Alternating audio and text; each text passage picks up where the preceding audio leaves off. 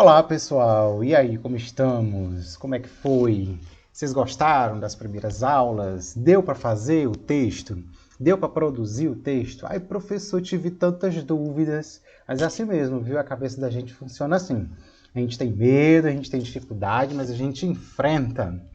Agora nós estamos na reta final. Vocês já chegaram até aqui? Tá massa, tá ótimo. É a hora de você ver os últimos detalhes do seu texto. Isso mesmo, né? Nós vamos falar agora dos últimos retoques, tá?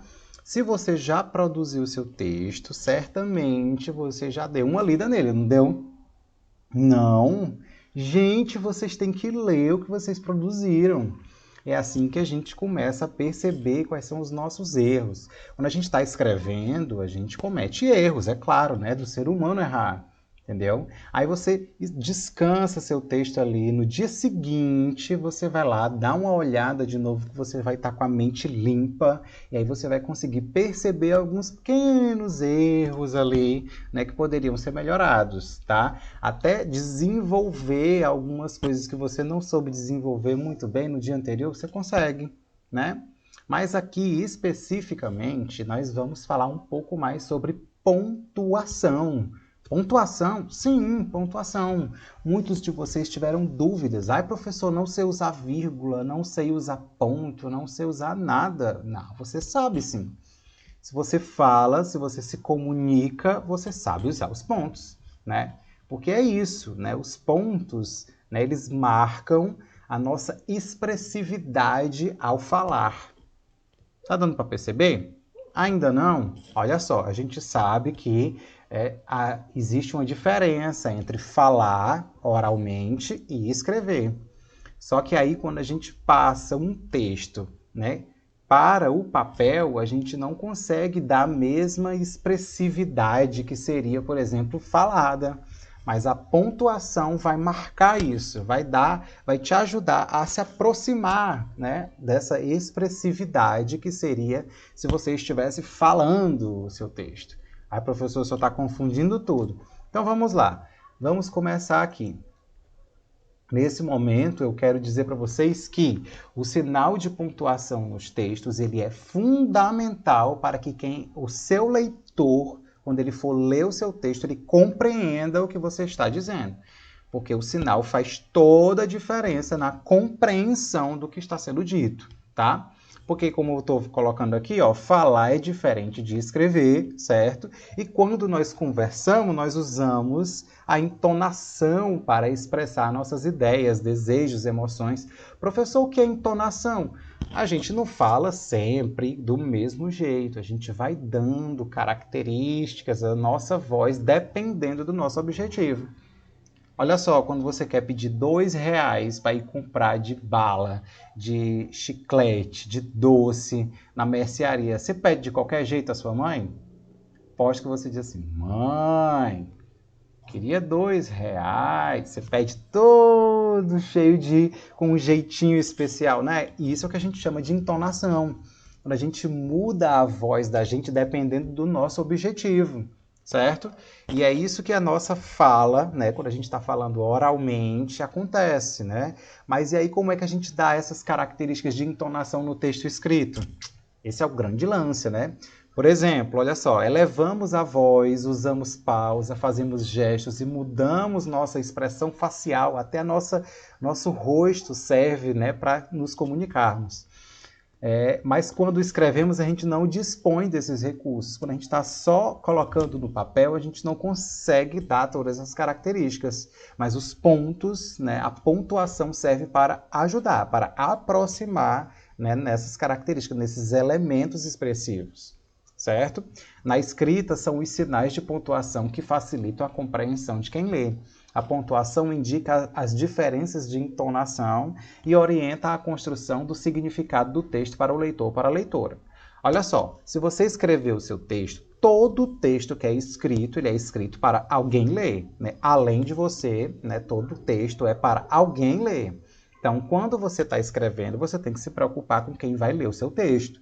E aí você tem que ser fiel, né, ao que você está pensando, e a pessoa que vai ler o seu texto precisa compreender o que você está querendo dizer, certo? E aí, né, a pontuação vai servir para isso.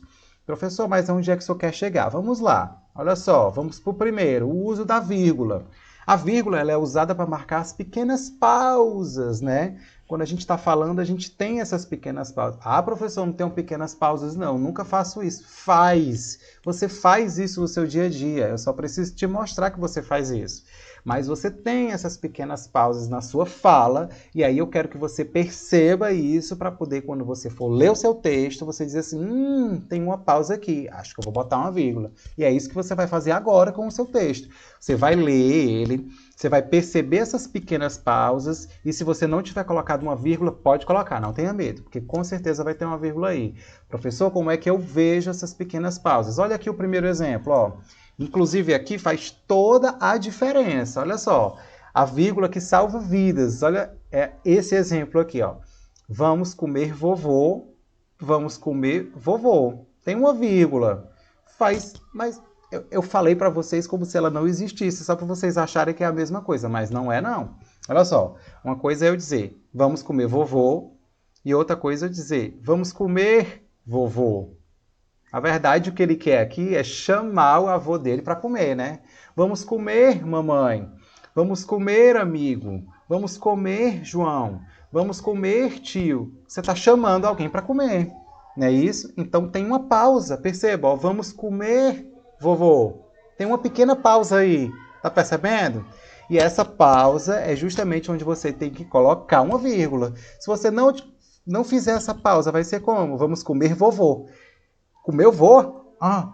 Comer os dedos, comer a mão, comer a cabeça dele, não é isso que você quer dizer. Então você está querendo chamar o seu avô para comer, você precisa fazer essa pausa e é aí que você vai colocar a vírgula, certo? Você não está dizendo vamos comer vovô, você está dizendo vamos comer vovô. Nessas pequenas pausas você coloca uma vírgula. Ah, professor, mas esse é fácil, não tem outro. Não, tem sim. É isso, vocês vão perceber onde colocar a pontuação através da fala de vocês. Eu quero que vocês leiam o texto de vocês falando oralmente para vocês perceberem essas pausas para poder colocar as vírgulas, tá bom? Outra é aqui, ó, um exemplo, uma charge com a ex-presidenta Dilma, né, que tem assim, não vai ter Copa e do lado não vai ter Copa. Tô lendo como se fosse igual, mas não é. Aqui faz toda a diferença. Um está afirmando e o outro está negando. Se eu digo assim, não vai ter Copa, estou negando, não vai ter. Não vai ter Copa. Não tive pausa. Mas olha se eu colocar uma pausa. Não, vai ter Copa. Eu estou dizendo que vai ter, estou afirmando. A pausa aí para colocar uma vírgula faz a diferença entre negar e afirmar. Se alguém, por exemplo, perguntasse assim para a presidenta, nesse caso assim, presidenta, é verdade que não vai haver o campeonato? Ela, não, vai ter sim.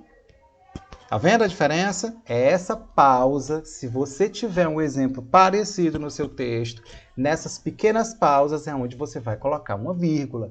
Porque é aí que ele vai funcionar para, né, dar a verdadeira intenção daquilo que você está querendo dizer. Se a vírgula não existir, você pode estar dando uma informação equivocada, tá bom? Outra pontuação importante é a exclamação. Professor, nunca usei exclamação. Para que serve? A exclamação ela é perfeita quando você quer dar mais expressividade ainda ao que você está falando. Ele transmite ao leitor sentimento como espanto, admiração, surpresa, alegria.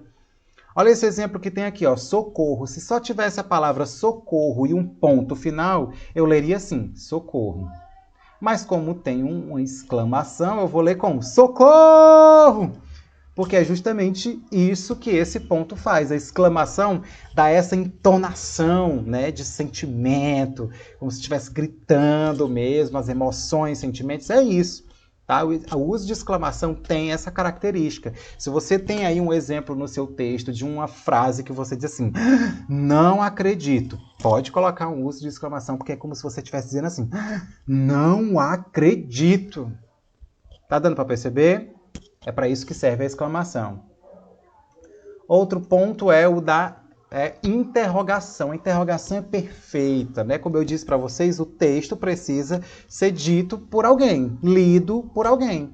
Então, como é que você faz para se comunicar com esse seu leitor? Através da interrogação. A interrogação é perfeita para isso, né? A interrogação aproxima o autor do seu interlocutor, ou seja, de quem está lendo, né? Estabelece um diálogo. Olha esse exemplo que eu coloquei aqui, ó. Uma brincadeira de que gostávamos muito era chocar o trem. Você sabe o que é isso? Olha a interrogação. Olha eu conversando com o leitor.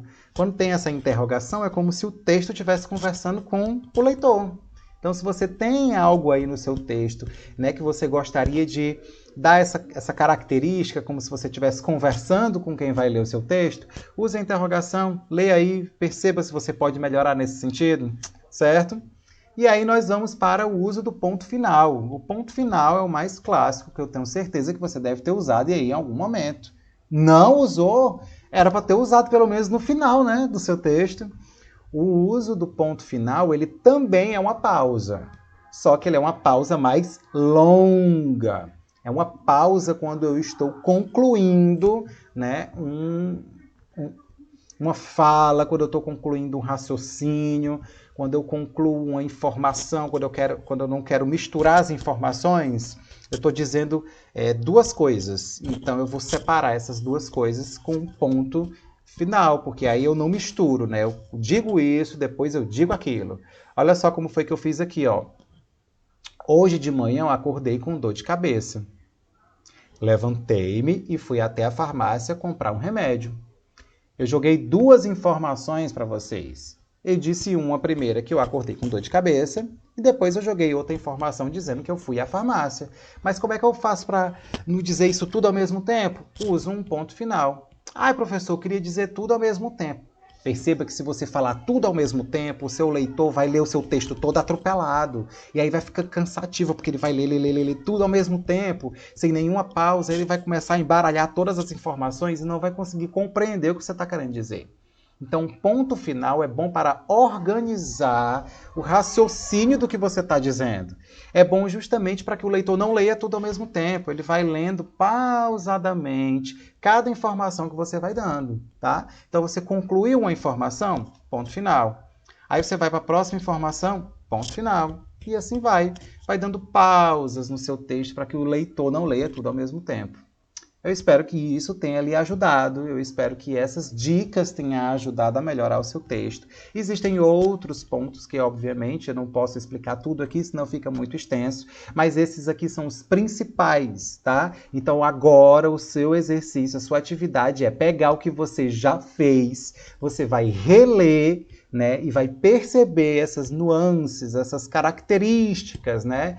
Principalmente da sua leitura oral, e aí nessas pausas, nessas características, você vai colocar cada pontuação dessa daqui que eu expliquei, certo? Não sei se você notou, mas eu estou gravando esse vídeo aqui anoitecendo, foi escurecendo, mas o importante é que eu dei a informação completa para vocês. E aqui chega o nosso último vídeo sobre a OLP, e aí agora, depois que você concluir essa etapa, envie o seu texto, que é o melhor que você fez até agora, para o seu professor, que aí a gente vai agora fazer, né, professor, aluno, aluno, professor. Agora a nossa comunicação é individual, certo? Parabéns para quem chegou até aqui. Você é um escritor massa, viu? Muito bom. Até a próxima aula. Tchau, pessoal.